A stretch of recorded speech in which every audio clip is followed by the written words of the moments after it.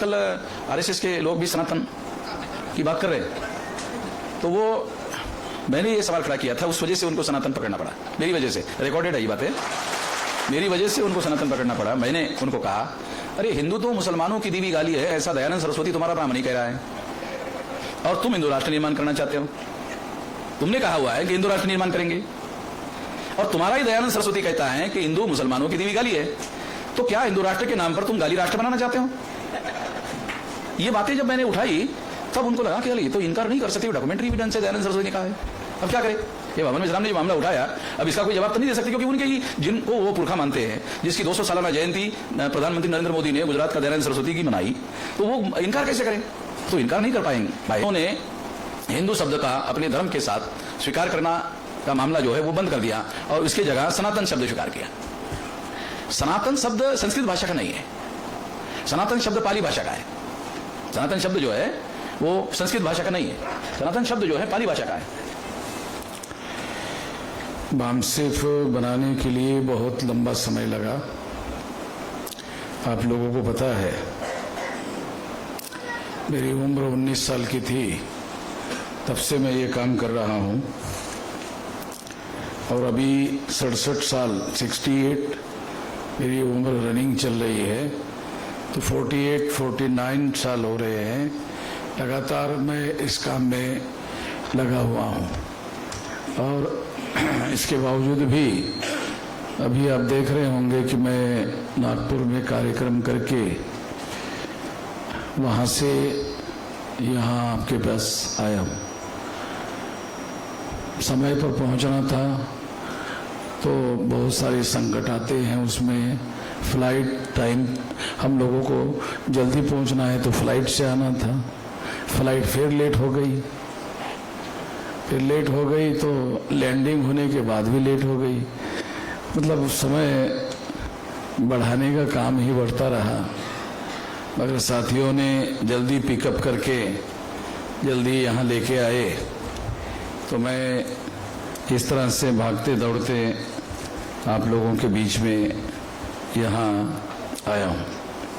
साथियों, तो बामसेफ का नेटवर्क जो है आज के तारीख में 769 जिले हैं टोटल भारत में, 36 स्टेट हैं, 36 में जो जिले हैं वो 769 जिले हैं। उसमें से हमारा जो संगठन का नेटवर्क है वो 32 राज्यों में है। 32 राज्यों के 625 जिलों में हमारा संगठन का नेटवर्क फैला हुआ है, और बहुत लंबा समय लगाकर इतना सारा संगठन, इतना बड़ा संगठन, इतना विशाल संगठन बनाया गया है। एक तरफ बांग्लादेश का जो भौगोलिक एरिया है और दूसरी तरफ ब्रह्मदेश का एरिया अगर छोड़ा जाए, उसके आसपास 4 स्टेट है, वो 4 स्टेट अगर छोड़ दिए जाए तो सारे देश भर में अभी हमारा संगठन है और संगठन का जाल फैला हुआ है। तो इसलिए अगर बुद्धिस्ट इंटरनेशनल नेटवर्क का जो संगठन है, क्योंकि बुनियादी बात हमको समझना जरूरी है कि कोई भी बड़ा बदलाव या बड़ा काम हम करना चाहते हैं, बड़ा परिवर्तन करना चाहते हैं, तो ये केवल भाषण करने से नहीं होगा, प्रवचन करने से नहीं होगा। जो ट्रेडिशनल लोग हैं, वो ट्रेडिशनल लोग, उनके पास कोई खास जानकारी नहीं है, उनके पास बाबा साहब अम्बेडकर का नाम है, वो नाम लेते रहते हैं। मैं ये नहीं कहना चाहूँगा कि नाम लेना गलत है, कि उनके पास इतनी समझदारी है, जितनी समझदारी है उतना वो काम कर रहे हैं। हम ये नहीं कह सकते कि वो लोग गलत है, उनकी जितनी समझदारी है उतना काम उन्होंने किया, या कर सकते हैं उतना किया। मगर मैं ऐसा मानता हूँ कि बाबा साहब अम्बेडकर जैसा करना चाहते थे, तो बाबा साहब अम्बेडकर अकाली मृत्यु होने की वजह से उनकी सारी योजनाएं जो वो करना चाहते थे, वो सारी योजनाएं किसी के पास उन्होंने डिस्क्लोज किया, ऐसी कोई जानकारी उपलब्ध नहीं हुई है। वो किसी काम को करना चाहते थे तो वो कैसे करना चाहते थे, करने का तरीका क्या है, ये कोई जानकारी किसी के पास उपलब्ध नहीं है।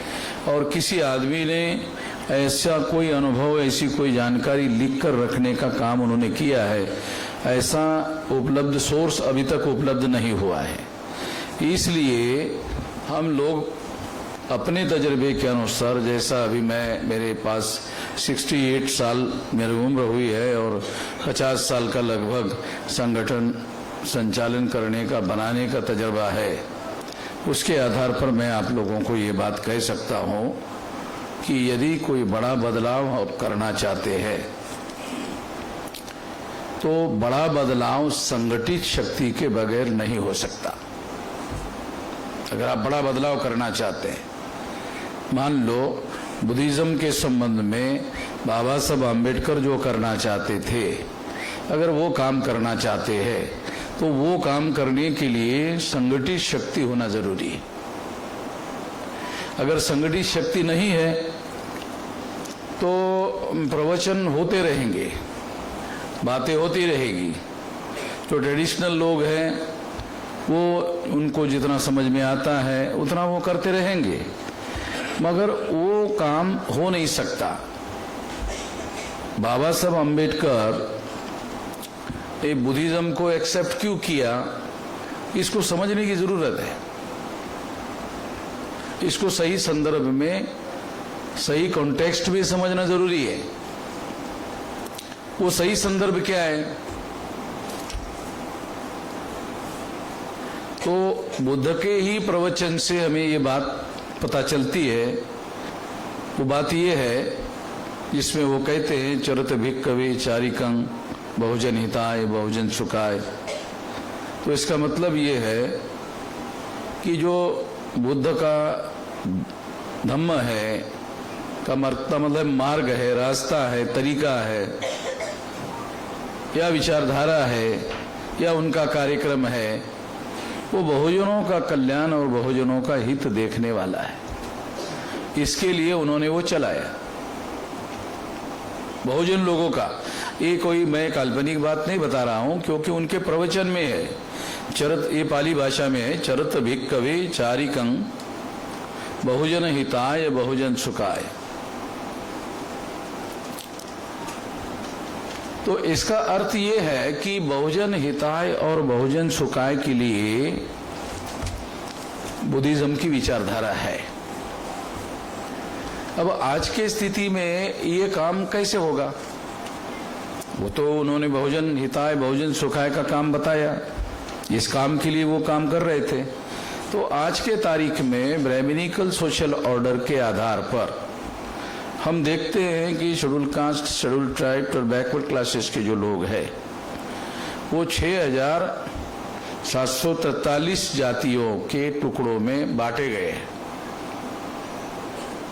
और इनकी संख्या, जिसे हम 85% कहते रहे हैं, अगर ये 15% हम लोग मानकर चलते हैं, 15% माइनस करके अगर हम देखें तो ये लगभग जो है 70% लोग हैं।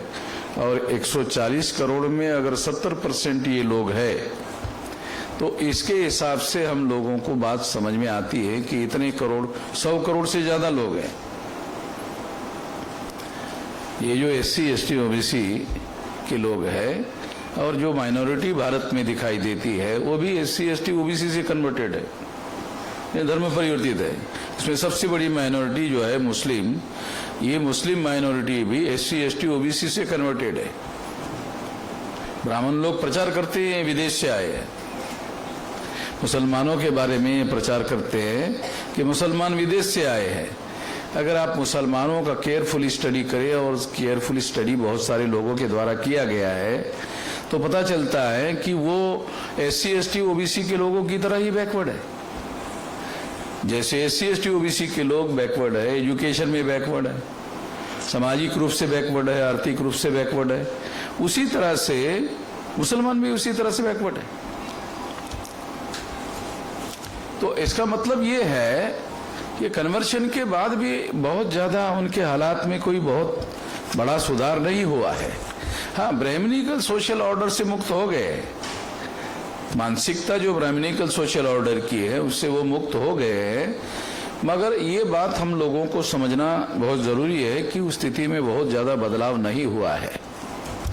तो जानने समझने के लिए ये बात मैं खास तौर पर आप लोगों को बता रहा हूं कि ये वो लोग हैं जिनके लिए हम लोगों को काम करना जरूरी है। अगर मान लो बुद्धिस्ट इंटरनेशनल नेटवर्क काम करना चाहता है तो हम लोगों को ये दिखाई देता है कि यही वो SC ST OBC के लोग जो आज दिखाई दे रहे हैं, यही लोग तो बुद्धा के आंदोलन के बदौलत एक समय जो भारत बौद्धमय था तो वो कौन लोग थे? यही लोग थे, वो SC ST OBC के ही लोग थे। और जो क्षत्रिय वर्ण के लोग दिखाई देते हैं आज, वो लोग भी उसमें थे। और जो OBC के कैटेगरी में जो जातियां नहीं आ रही है वो भी तमाम लोग बुद्धिस्ट लोग थे। हिस्टोरिकली अगर एनालिसिस किया जाए तो डॉक्यूमेंट्री ये सारी बातें हम लोगों को पता चलती है कि वो सारे बुद्धिस्ट लोग थे। तो काउंटर रेवोल्यूशन की वजह से पुष्यमित्र शुंग के द्वारा जो काउंटर रेवोल्यूशन हुआ और पुष्यमित्र शुंग के द्वारा सम्राट बृहदत्त मौर्य की हत्या की गई। अगर केयरफुली एनालाइज किया जाए तो सम्राट बृहदत्त मौर्य जो बौद्ध सम्राट था उसकी जब हत्या की गई, ब्राह्मणों के द्वारा हत्या की गई, तो वो हत्या करने के बाद में जो बुद्धिस्ट लोग थे, मॉन्क लोग थे, प्रचारक लोग थे, इसके बारे में बहुत सारी बातें बाबा साहब अम्बेडकर ने लिख कर रखी है। रेवोल्यूशन एंड काउंटर रेवोल्यूशन बाबा साहब अम्बेडकर का एक किताब है, उसके अंदर ये बातें है। तो इससे पता चलता है कि काउंटर रेवोल्यूशन के बाद जो लोग बुद्धिस्ट थे, तमाम बहुजन बुद्धिस्ट लोग थे, वो सारे के सारे लोगों के विरोध में ब्राह्मणों ने संगठित षड्यंत्र करने का काम किया और उनके खिलाफ उन्होंने जाति व्यवस्था थोपने का काम किया। और उसकी वजह से क्या हुआ? उसकी वजह से 6743 जाति के टुकड़ों में ब्राह्मणों ने इनको बांटा। इतनी जाति के टुकड़ों में ब्राह्मणों ने इन लोगों को बांटा और बांटने की वजह से ये हुआ कि उनके टुकड़े ज्यादा होने की वजह से जो प्रतिकार करने की शक्ति होती है वो एकता में होती है, इकट्ठा होने में होती है। तो 6743 जाति के टुकड़े बनाने की वजह से इनकी प्रतिकार शक्ति कमजोर हो गई। प्रतिकार शक्ति कमजोर होने की वजह से इनके ऊपर ब्राह्मणों ने हर प्रकार की बातों को थोपना शुरू किया। तो ये जो लोग आज फॉलो कर रहे हैं वो थोपी हुई बातें हैं। जो SC ST OBC के लोग फॉलो कर रहे हैं, वो फॉलो कर रहे हैं, वो क्यों कर रहे हैं? तो उसके लिए एक और अलग षड्यंत्र ब्राह्मणों ने किया कि इन लोगों को पढ़ने लिखने के अधिकार से वंचित करो। तो पढ़ने लिखने के अधिकार से वंचित करने से क्या हुआ? विवेक बुद्धि खत्म हो गई। विवेक का क्या मतलब है? क्या गलत है और क्या सही है ये समझने की जो योग्यता है उसको बोलते हैं विवेक। पढ़ाई लिखाई के अधिकार से वंचित करने की वजह से क्या गलत है और क्या सही है ये जजमेंट बनाने की कैपेसिटी जब समाप्त हो गई तो लोग जो हैं जाति व्यवस्था जो ब्राह्मणों ने थोपी है उसी को पकड़ के रखा हुआ है। जो जाति व्यवस्था मूल निवासी बहुजन समाज के लोगों के विरोध में उनके ऊपर थोपी गई है, वो थोपी हुई जाति व्यवस्था को पकड़ के रखा हुआ है। और अगर हम लोग और एक विश्लेषण करें तो ये बात हमें दिखाई देती है कि जो अनपढ़ गवार लोग हैं वो ज्यादा से ज्यादा जाति से चिपके हुए हैं और जो पढ़े लिखे जैसे उनके अंदर पढ़ाई लिखाई होती है तो पढ़ाई लिखाई करने वाले जो लोग हैं SC ST OBC के उनके अंदर इंटरकास्ट मैरिज करने का प्रचलन है। मैं समझाने के लिए उदाहरण देके बातें बता रहा हूं कि अनपढ़ गवार जो लोग हैं वो जाति व्यवस्था को ज्यादा पकड़ के रखा हुआ है उन्होंने। और जैसे ही लोग पढ़े लिखे हो जाते हैं तो पढ़े लिखे होने वाले जो लोग हैं वो इंटरकास्ट मैरिज कर रहे हैं। यानी इसका मतलब है जैसे ही उनका विवेक जागृत हो जाता है, विवेक का मतलब है क्या गलत है और क्या सही है, जैसे ही उनको समझ में आता है कि ये जाति अंतर्गत विवाह करना जाति को बनाए रखने का षड्यंत्र है, ये बात जैसे ही उनको समझ में आती है, उसको तोड़ने के लिए वो इंटरकास्ट मैरिज करना शुरू कर देते हैं। तो इसका मतलब ये है कि पढ़ने लिखने के अधिकार से वंचित करने का एक हथियार डेवलप किया गया और इससे उन लोगों को वंचित कर दिया गया। इस वजह से क्या हुआ कि इन लोगों ने शुरुआती काल में इनके ऊपर जो चीज थोपी हुई है, दीर्घ काल में जब ये अनपढ़ गवार बना के रखे गए तो इन्होंने ही जाति को बनाए और बचाए रखने का काम किया। आज भी जाति को बनाए और बचाए रखने का काम अनपढ़ गवार खुद ही कर रहे हैं। और पढ़ाई लिखाई की जिन लोगों ने हायर एजुकेशन लिया, उनमें भी जाति का नोशन है, मगर उनमें चाहे 1% क्यों ना हो, उनके अंदर ऐसी भावना है कि ये तोड़ना चाहिए। पढ़ने लिखने से आ गया, पढ़ने लिखने से आ गए। ये समझाने के लिए उदाहरण दे रहा हूं, विवेक बुद्धि का विकास होने की वजह से ऐसा हुआ। क्या गलत है क्या सही है, ये समझने की योग्यता निर्माण करने की वजह से ऐसा हुआ।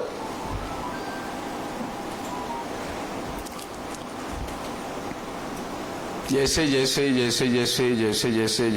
ये पढ़ाई भारत में जैसे पढ़ाई बढ़ जाएगी, जैसे पढ़ाई बढ़ती रहेगी SC ST OBC के अंदर, वैसे वो अपने इतिहास के बारे में अपने आप को सवाल पूछना शुरू करेंगे कि मेरा इतिहास क्या है,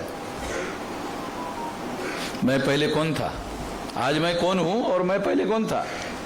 ये ढूंढना शुरू करेगा वो ये ढूंढना शुरू करते ही तो सारा डॉक्यूमेंट अवेलेबल है कि जो मूल्यवासी बहुजन समाज के लोग 6743 जाति के टुकड़ों में बटे हुए हैं, ये ब्राह्मणों ने उनको बांटा, ये बुद्धिज्म को खत्म करने के लिए किया हुआ षड्यंत्र था। दूसरा बहुत भयंकर काम ब्राह्मणों ने किया, हिस्टोरिकल बातें हैं ये। दूसरा भयंकर काम ब्राह्मणों ने किया, इतना सारा करने के बाद भी जिन बुद्धिस्ट लोगों ने ब्राह्मणों की बातों को मानने से इनकार किया, ऐसा इतना भयंकर षड्यंत्र ब्राह्मणों ने बुद्धिस्ट लोगों के खिलाफ में किया, इसके बावजूद भी कुछ लोगों ने ब्राह्मणों की बातों को मानने से इनकार कर दिया। जब बुद्धिस्ट लोगों ने ब्राह्मणों की बातों को इतना भयंकर करने के बाद भी मानने से इनकार कर दिया, तो उन समस्त लोगों को, जो राजा लोग थे और ब्राह्मण जिनका समर्थन करते थे, और उस राज्य व्यवस्था का और ब्राह्मणों ने धर्म व्यवस्था का मिलाप करके उनको धर्म बहिष्कृत करके अछूत बना दिया। बाबा साहब अम्बेडकर ने अनटचेबल नाम का जो ग्रंथ लिखा, आप में से कुछ लोगों ने पढ़ा होगा, कुछ लोगों ने नहीं पढ़ा होगा। नहीं पढ़ा होगा उनको पढ़ना चाहिए, और जिन्होंने पढ़ा होगा उनको ये बात जो मैं अभी बता रहा हूं पता नहीं समझ में आई या नहीं आई। बाबा साहब अम्बेडकर कहते हैं कि ये जो अनटचेबल किताब उन्होंने लिखा है, उसमें उन्होंने ये बताया कि ये अनटचेबल लोग सारे के सारे बुद्धिस्ट लोग थे। ये बात समझाने के लिए उन्होंने अनटचेबल ग्रंथ लिखा। मैंने किसी भिक्षु के प्रवचन में ये बात नहीं सुना जो बाबा साहब अम्बेडकर ने बाकायदा बताया हुआ है। मैं इसके लिए भिक्षुओं को दोष नहीं देता हूं, क्योंकि संगठित रणनीति बनाकर कोई काम किया जाना ये बहुत ज्यादा सूझवान लोगों का काम है, बहुत ज्यादा सूझबूझ का काम है। ये काम बाबा साहब अम्बेडकर के अकाली मृत्यु की वजह से हो नहीं पाया, और उनके जाने के बाद कोई उसको नेतृत्व देकर करने का जो काम होना चाहिए था वो काम नहीं हुआ। इस वजह से ये समस्या हुई। तो इसलिए अभी उसका इलाज है, अभी उसका इलाज है। अभी हमारे पास में 625 जिलों में संगठन है, 32 राज्यों के 625 जिलों में संगठन है। तो ये संगठन तो हम सबका है, SC ST OBC माइनॉरिटी लोगों का संगठन है, पढ़े लिखे लोगों का संगठन है। तो ये जो संगठन है, ये संगठन के मदद से 625 जिलों में बुद्धिस्ट इंटरनेशनल नेटवर्क का काम खड़ा किया जा सकता है। अभी मैं नागपुर में यह बात बताया कि 3 महीने में एक स्टेट में एक आदमी संगठन बनाना कितना मुश्किल काम है। मैंने संगठन बनाया और पूरी जिंदगी लगाया, 68 साल मेरा हो रहा है। 58 साल में आदमी रिटायर हो जाता है और 60 साल में लोग बोलते हैं रिटायर्ड ही नहीं, अभी ये टायर्ड भी हो गया है। तो मैं खुद ये बात जानता हूं, मेरी सारी जिंदगी इस काम में लग गई। संगठित शक्ति निर्माण करने के लिए मेरी सारी जिंदगी इस काम में लग गई। मैं खुद एक इतिहास हूं, मैं खुद ही एक इतिहास हूं। मेरे सामने ही मैं खुद ही एक इतिहास हूं, मेरे सामने ही ये सारी चीजें हुई है और मैं खुद तो ये बात जो है, संगठित शक्ति निर्माण करने के लिए बुद्धिस्ट लोगों की, बुद्धिज्म को प्रचार प्रसार करने के लिए जो मैंने नागपुर में कहा कि जो बुद्धिस्ट इंटरनेशनल नेटवर्क में काम करने वाले लोग हैं राष्ट्रीय स्तर पर, जो 2 लोगों को जिम्मेदारी लगाई है, तो उनको मैंने कहा कि भाई आप लोगों को 3 महीने में, क्योंकि आप लोगों को मुश्किल है, तो 3 महीने में आपकी मदद करूंगा। 3 महीने में आपको एक आदमी एक स्टेट में दूंगा 3 महीने में। वैसे तो मैं चाहे तो 8 दिन में ही कर सकता हूं, मगर वो टेक्निकली होगा, ऑब्जेक्टिवली नहीं होगा। ऑब्जेक्टिवली होना जरूरी है। तो 3 महीने में एक आदमी दे रहा है, वो एक आदमी एक स्टेट में बुद्धिस्ट इंटरनेशनल नेटवर्क जो है उस स्टेट के जिलों में पहचाने का काम करेगा। तो 3 महीने में ये काम होगा, फिर रहते 9 महीने। तो 9 महीने में उन लोगों की मदद से अपने अपने जिलों में, अपने अपने स्टेट के जिलों में एक आदमी एक जिलों में ढूंढना है।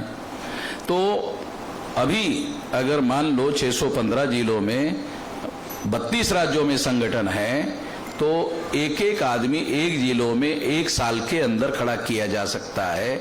और इससे क्या होगा, एक संगठित शक्ति, एडहॉक संगठित शक्ति निर्माण होगी। परिपूर्ण नहीं, एडहॉक होगी।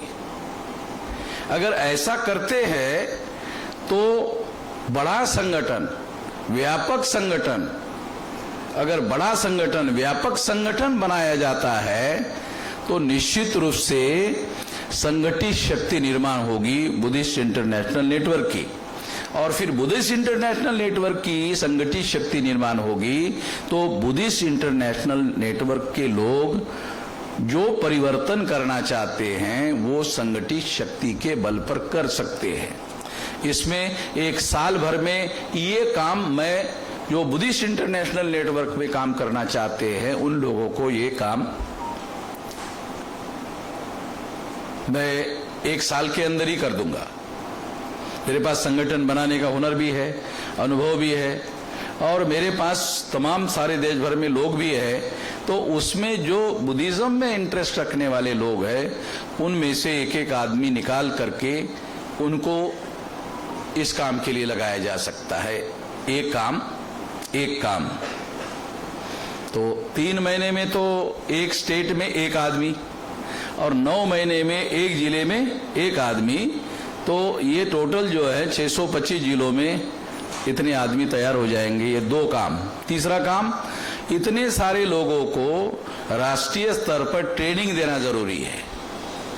जो लोग बुद्धिज्म का काम करना चाहते हैं, बुद्धिस्ट इंटरनेशनल नेटवर्क का काम करना चाहते हैं, उनको ट्रेनिंग देना होगा। और वो ट्रेनिंग में जो लोग तैयार होंगे, वो जो बौद्ध भिक्षु काशाय वस्त्र धारण करते हैं, वो धारण किए बगैर वो बुद्धिस्ट मॉन्क की तरह काम करने लायक होना चाहिए। बौद्ध भिक्षु काशाय वस्त्र धारण करते हैं, ये उनका रिचुअल है, स्वाभाविक है, ऐसा उनको करना है। मगर ऐसे लोग तैयार होने चाहिए, प्रचारक तैयार होने चाहिए, संगठक तैयार होने चाहिए, जिसके द्वारा वो किसी प्रकार का काशाय वस्त्र धारण किए बगैर वो भिक्षु की तरह काम करने वाले लोग होने चाहिए।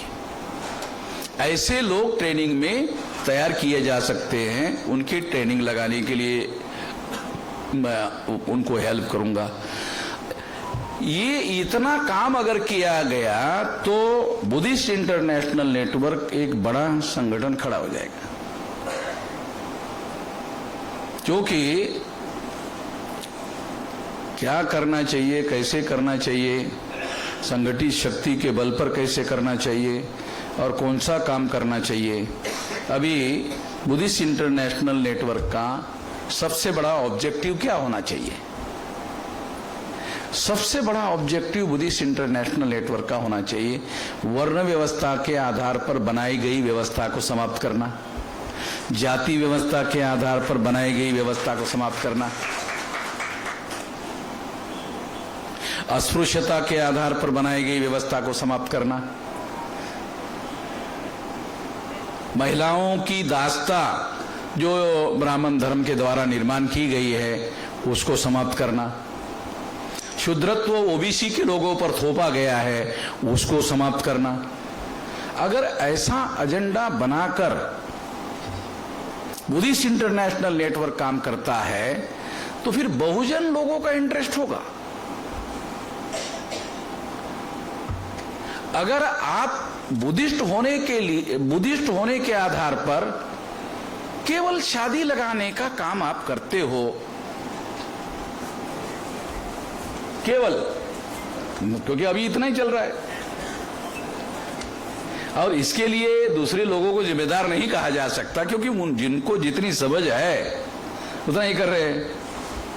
क्या करना चाहिए, क्यों करना चाहिए, कैसे करना चाहिए और उसके लिए ऐसा फोर्स कैसे इकट्ठा किया जाए, क्योंकि बुद्धिज्म अगर जाति व्यवस्था और वर्ण व्यवस्था समाप्त नहीं कर सकता तो फिर बहुजनों का क्या इंटरेस्ट हो, उसमें क्या इंटरेस्ट होना चाहिए, क्यों होना चाहिए?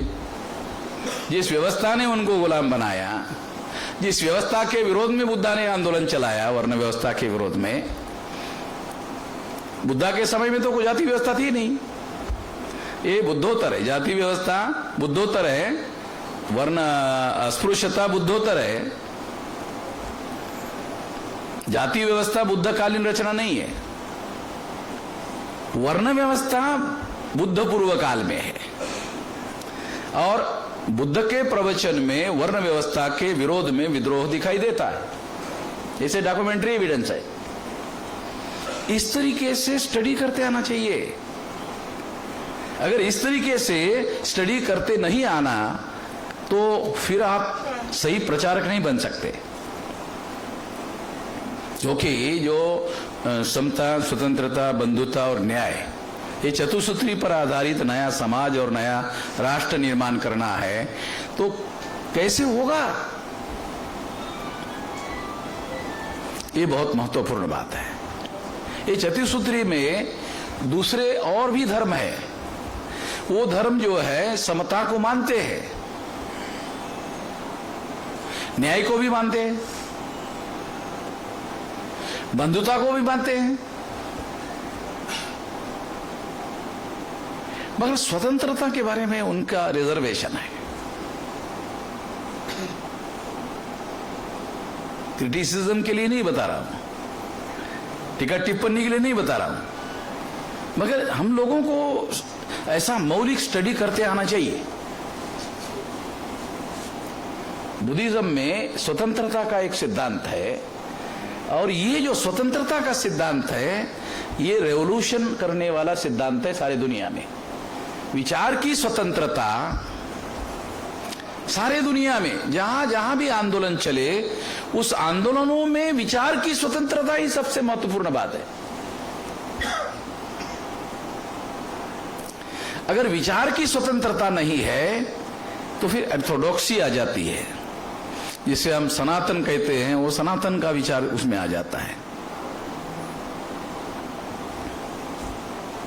तो ये बात हम लोगों को समझना जरूरी है। आजकल आरएसएस के लोग भी सनातन की बात कर रहे हैं, तो वो मैंने ये सवाल खड़ा किया था, उस वजह से उनको सनातन पकड़ना पड़ा, मेरी वजह से। रिकॉर्डेड है ये बातें, मेरी वजह से उनको सनातन पकड़ना पड़ा। मैंने उनको कहा अरे हिंदू तो मुसलमानों की दी हुई गाली है, ऐसा दयानंद सरस्वती तुम्हारा ब्राह्मण ही कह रहा है, और तुम हिंदू राष्ट्र निर्माण करना चाहते हो।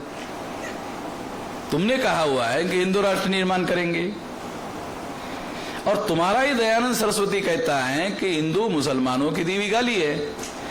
तो क्या हिंदू राष्ट्र के नाम पर तुम गाली राष्ट्र बनाना चाहते हो? ये बातें जब मैंने उठाई तब उनको लगा कि अरे ये तो इनकार नहीं कर सकते, डॉक्यूमेंट्री एविडेंस है, दयानंद सरस्वती ने कहा है, अब क्या करें। ये भवन मिश्राम ने जो मामला उठाया, अब इसका कोई जवाब तो नहीं दे सकते, क्योंकि उनके ही जिनको वो पुरखा मानते हैं, जिसकी 200 सालाना जयंती प्रधानमंत्री नरेंद्र मोदी ने गुजरात का दयानंद सरस्वती की मनाई, तो वो इनकार कैसे करें? तो इनकार नहीं कर पाए। तो उन्होंने अपने अंदर दूसरा बदलाव करने की कोशिश की, दावपेच की दृष्टि से बदलाव करने की कोशिश की। तो उन्होंने क्या किया, उन्होंने हिंदू शब्द का अपने धर्म के साथ स्वीकार करना का मामला जो है वो बंद कर दिया, और इसके जगह सनातन शब्द स्वीकार किया। सनातन शब्द संस्कृत भाषा का नहीं है, सनातन शब्द पाली भाषा का है। सनातन शब्द जो है वो संस्कृत भाषा का नहीं है, सनातन शब्द जो है पाली भाषा का है, और वो है बुद्ध का वचन है, वो एस धम्मो सनातनो, यह धर्म सनातन है, ऐसा बुद्धा ने प्रवचन में कहा है। एस धम्मो सनातनो पाली में है, इसका अर्थ है यह धर्म सनातन है। कौन सा धर्म सनातन है? सारे के सारे इंसान जन्मता बराबर है, और ये जब से धरती बनी तब से है, शुरू से है, प्रारंभ से है, इसलिए सनातन शब्द उसके साथ जोड़ा गया, शुरू से है। तो ब्राह्मण लोग शुरू से है ही नहीं भारत में, वो विदेशी है। तो ये भी नहीं कह सकते कि शुरू से यहां हम रहने वाले हैं, इसलिए शुरू से रहने की बात भी नहीं कह सकते।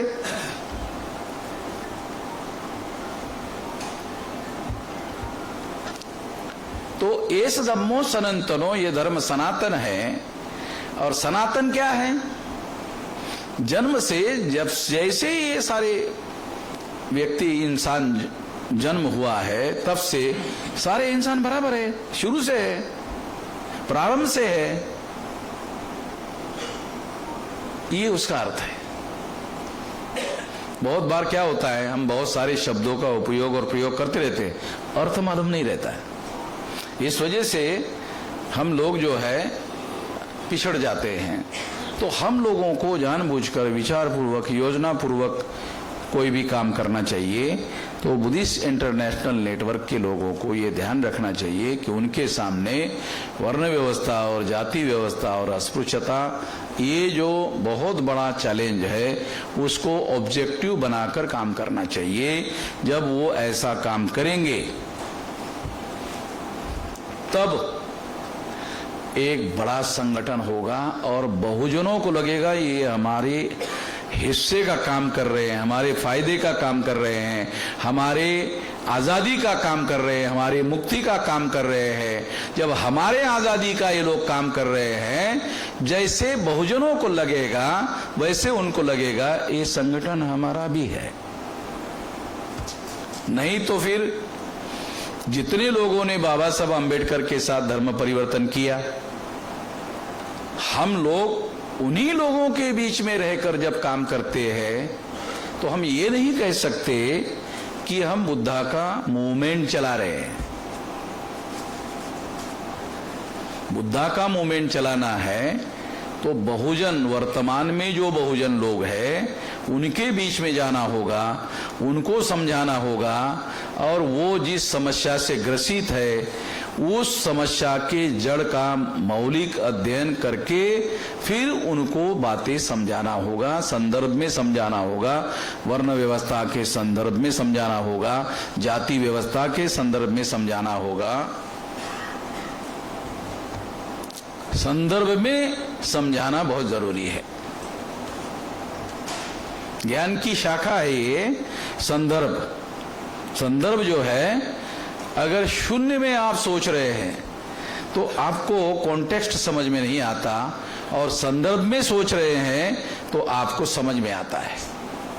उसका विश्लेषण कर सकते हैं, आप एविडेंस देके कर सकते हैं, आप इतिहास का उदाहरण देकर समझा सकते हैं। तो बुद्ध ने ऐसा क्यों किया, ये स्टैंड क्यों लिया? तो पूर्व में, बुद्ध के पूर्व में ऐसा ऐसा हो रहा था, इसलिए इसके विरोध में बुद्ध ने ऐसा स्टैंड लिया। कॉन्टेक्स्ट है, संदर्भ है। इस तरह का स्टडी होना जरूरी है, और इस तरह का स्टडी अगर हम करके ये काम करते हैं तो मैं ऐसा मानता हूं कि निश्चित रूप से बुद्धिस्ट इंटरनेशनल नेटवर्क प्रासंगिक संगठन होगा। रिलेवेंट, अंग्रेजी में उसको कहते हैं रिलेवेंट संगठन होगा। उसकी रिलेवेंसी होगी, उसकी प्रासंगिकता होगी, नहीं तो आउटडेटेड हो जाएगा। केवल मात्र यदि शादी लगाने के लिए उसका उपयोग करेंगे, वंदना करने के हद तक लिमिटेड करेंगे, ये सारी बातें जरूरी है। ये जो साधारण लोग हैं, वो साधारण लोगों के लिए जरूरी है। बुद्ध विहार जरूरी है। ये कहना गलत होगा कि बुद्ध विहार जरूरी नहीं है। ये तो गलत बात है कि नहीं, इसकी जरूरत नहीं है, इसकी जरूरत है, मगर यही सब कुछ नहीं है।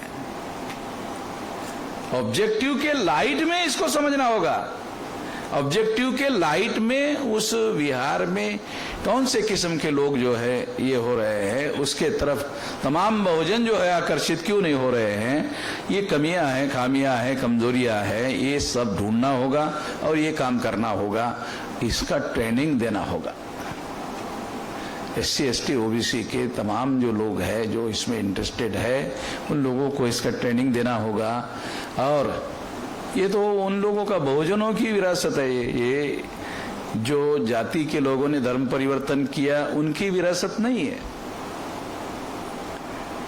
ये भी किसी ने बताया नहीं।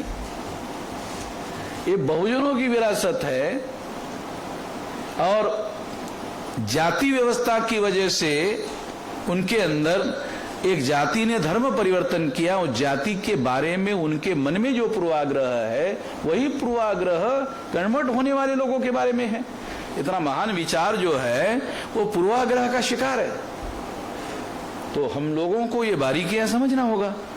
अगर ये बारीकियां हमको समझ में नहीं आती है तो ये काम करने वाले लोग जो है वो ठीक से काम नहीं कर पाएंगे। बहुत सारी बातें, सारी की सारी बातें तो ट्रेनिंग में काम करने वाले जो लोग हैं उन लोगों को समझाई जाएगी, तो ट्रेन किया जाएगा, समझाया जाएगा।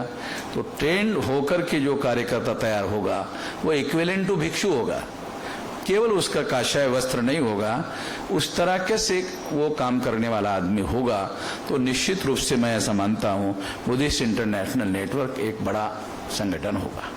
इस मकसद को पूरा करने के लिए, क्योंकि ये 10 बजे तक कार्यक्रम को चलाना था, 10:15 बज गए। मैंने काफ़ी कुछ बातें आप लोगों को बताई, और बहुत ज़्यादा बातें आगे और भी करने की बहुत सारी बातें हैं, मगर सारी की सारी बातें अगर मान लो आज मैं बता दूंगा तो बदहजमी होने का भी खतरा है, क्योंकि सारी की सारी बातें एक ही दिन में बताने से तो कुछ होगा नहीं। जैसे जैसे ये इसका नेटवर्किंग बढ़ेगा, वैसे वैसे इस बात को जानना और समझना ज्यादा प्रासंगिक होगा। जैसे जैसे ये संगठन के लेवल पर आगे आगे बढ़ेगा, वैसे उसके बढ़ने के साथ साथ उसके विचारधारा का विकास भी उसके साथ साथ होगा। तो ये ज्यादा प्रासंगिक होगा, और ये काम हम करेंगे। इसके लिए इसी के हम एक्सपर्ट है, और ये एक्सपर्टाइज हमारे पास है। इसमें ये बुद्धिस्ट इंटरनेशनल नेटवर्क के लोगों को ये काम करने के लिए निश्चित रूप से हम लोग मदद करेंगे। और तमाम दूसरे लोग जो समता को मानते हैं, न्याय को मानते हैं, बंधुता को मानते हैं, दूसरे धर्म के लोग, उनके साथ भी हम लोगों की मतलब बंधुभाव का रिलेशन होना चाहिए। बंधुभाव का क्या मतलब है? बंधुभाव का क्या मतलब है? बंधुता का मतलब ये है कि तुम जिस विचारधारा को मानते हो, उस विचारधारा को जो मानने वाले नहीं है, उसके साथ भी बंधुता का व्यवहार होना चाहिए। बंधुता का ये जो तुम्हारे धर्म के नहीं है, तुम्हारी विचारधारा के नहीं है, तुम्हारे ऑब्जेक्टिव के नहीं है, मगर मानव है, मानव जात है।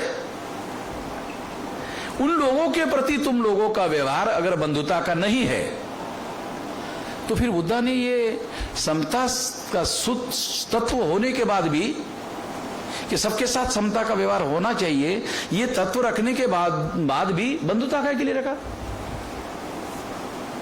समता का तत्व रखने के बाद भी फिर बंधुता का के लिए रखा। जो आपके धर्म के नहीं है, जो आपके जाति के नहीं है, जो आपके समाज के नहीं है, उनके साथ भी आपका व्यवहार होना। मानव तो है ना।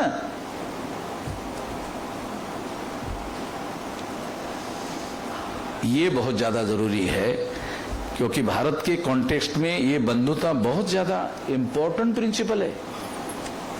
इसको हम लोगों को अपने जीवन में अगर कोई बुद्धिस्ट होकर बंधुता का व्यवहार दूसरे लोगों के प्रति नहीं करता है तो मैं ऐसा मानता हूं कि वो बुद्धिस्ट होने के अंदर उसके अंदर कुछ कमियां है, कोई खामियां है। ये बात समझना जरूरी है। साथियों, मैं अपनी बात को विराम देने के पहले आखिरी बात कहकर अपनी बात समाप्त करना चाहता हूं कि बुद्धिस्ट इंटरनेशनल नेटवर्क जब तक संगठित शक्ति निर्माण करके बड़ा काम अगर उनको करना है, बड़ा बदलाव अगर उनको करना है तो प्राथमिकता काम करो, तमाम प्रकार के काम करो, मगर उसमें सबसे ज्यादा महत्वपूर्ण काम जो है संगठन निर्माण करने का काम निरंतर करते रहना पड़ेगा। निरंतर करते रहने की वजह क्या है? जो सीनियर होते हैं वो बुजुर्ग हो जाते हैं, इस वजह से कर नहीं पाते, इसलिए नए लोगों की भर्ती होना जरूरी है। जो सीनियर है बुजुर्ग होने के बाद कुछ दिन के बाद में वो उनका मृत्यु हो जाता है, इस वजह से भी नए लोगों की भर्ती होना जरूरी है।